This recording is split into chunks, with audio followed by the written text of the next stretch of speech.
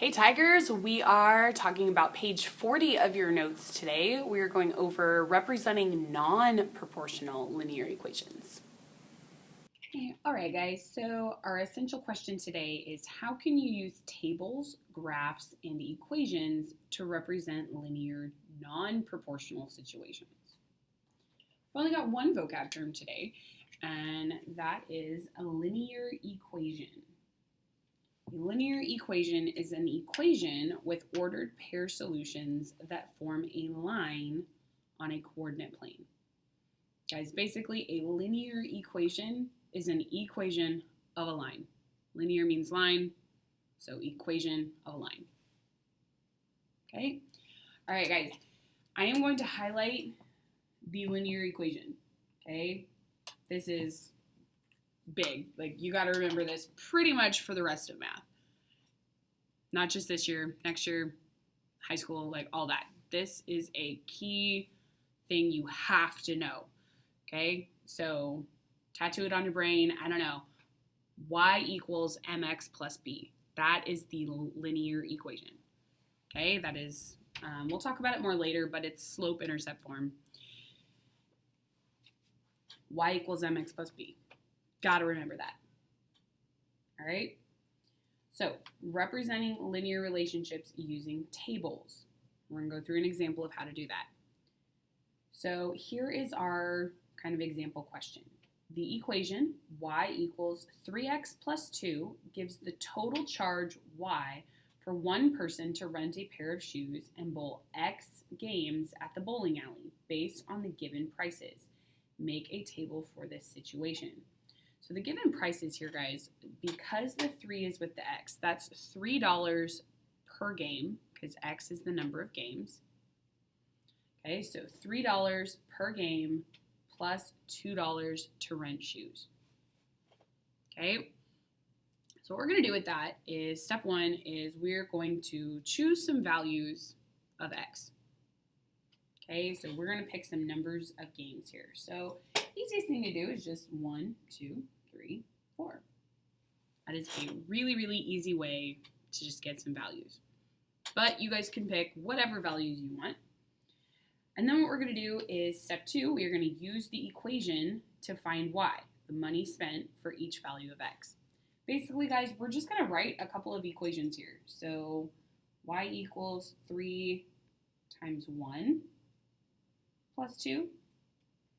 Y equals 3 times 2 plus 2.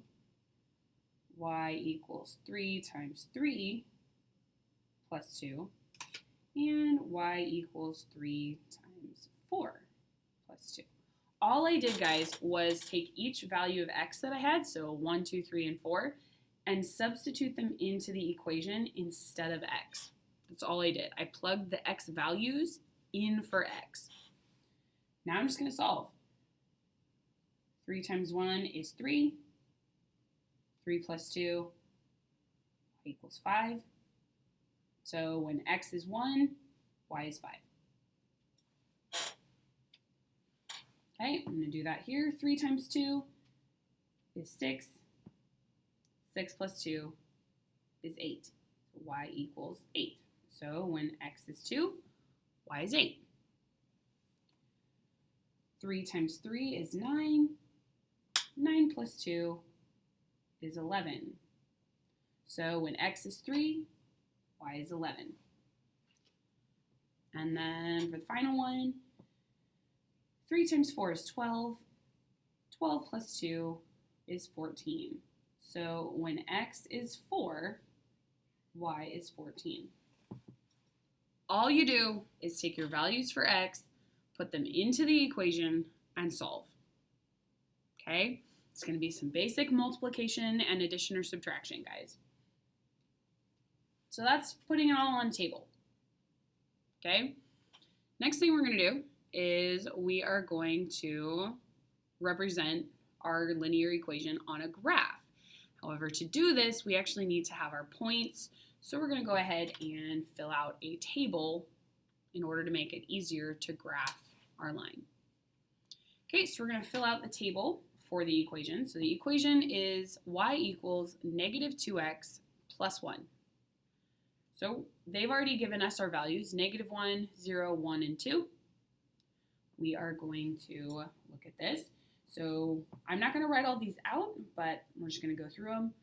-2 times -1 is 2. 2 plus 1 is 3. -2 times 0 is 0. 0 plus 1 is 1. -2 times 1 is -2. -2 plus 1 is -1. Remember, same signs add, different signs subtract. I will play the song for you guys if you need a reminder. And then -2 times 2 is -4. -4 plus 1 is -3. All right, step 3 is going to be to actually graph those points. So I'm going to start with this one. I've got this point here, guys, is -1, 3. Okay, remember, x is always first, y is always second. So we're going to go to -1 on the x-axis and then go up to 3. So there's our point, -1, 3. This point here is 0, 1. So we're going to go 0 and then up to 1. This point here is 1, -1. So we're going to go x is 1, y is -1. Because remember, guys, first number is along the horizontal line, the x-axis, and the second number is along the vertical axis, the y-axis, okay? All right, so last one is going to be 2, -3. So we're going to go to where x is 2, and then go down to where y is -3. So there are my points graphed on my coordinate plane. And then step 4 is use a ruler or a straight edge to connect your points to the graph in order to graph the solution. Oh goodness, this ruler is too long. We're going to just squish it down. Hopefully it doesn't break. All right, I'm just going to draw my line. And since it's a line, it goes on forever, so I'm going to put arrows on the end. That's what I got.